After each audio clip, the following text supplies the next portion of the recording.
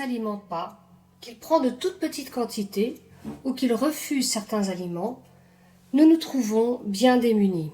Que ce soit les parents, les médecins, les professionnels qui suivent l'enfant ou qui l'accueillent au quotidien, nous restons tous focalisés sur cette problématique. Car l'enfant qui ne s'alimente pas perd le rythme de la journée, ces moments qui sont des moments clés pour lui. Il ne trouve pas son sommeil ou se réveille fréquemment tiraillé par la faim ou par la soif. Il peut devenir passif et il n'a plus l'énergie de jouer ou de rentrer en lien avec l'autre. Il sort de sa courbe de poids et s'arrête de grandir.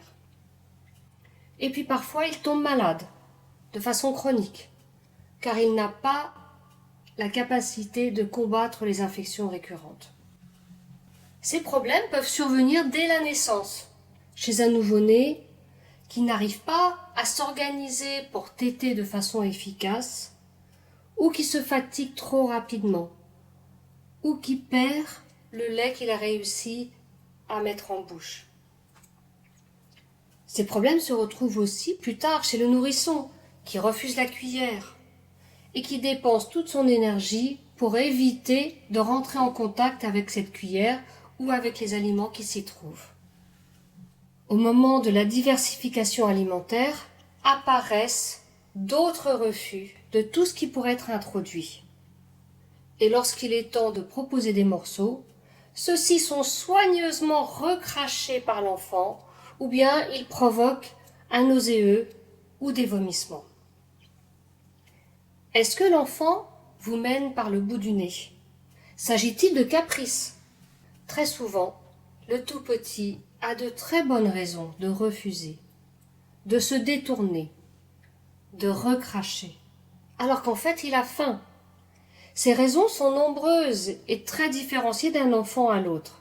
Il peut s'agir d'une malformation comme une fente palatine ou une atrésie de l'ésophage qui rend la tâche bien difficile pour lui.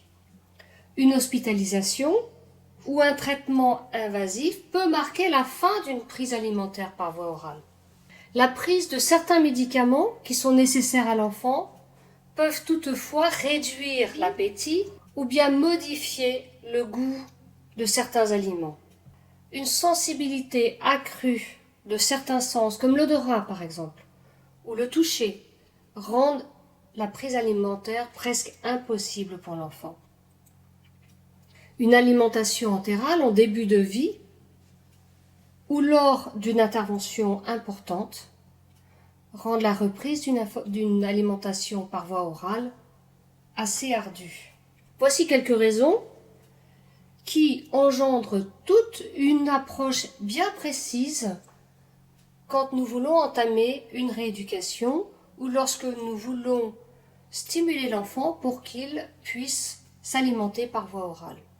Il faut l'aider à retrouver une alimentation équilibrée, variée, qui répond vraiment à ses besoins et qui lui permet d'entamer une vie sociale, de manger en groupe comme à la crèche ou à l'école plus tard. En 30 ans de travail en tant qu'orthophoniste auprès de ces enfants et de leurs familles, j'ai pu acquérir une expérience que j'aimerais partager avec vous sur mon blog. Que vous soyez parent, professionnel, n'hésitez pas à aller chercher des solutions aux problèmes que vous rencontrez. Posez vos questions et je ferai en sorte d'y répondre ou d'inclure cette problématique dans mes futurs écrits. Bonne lecture.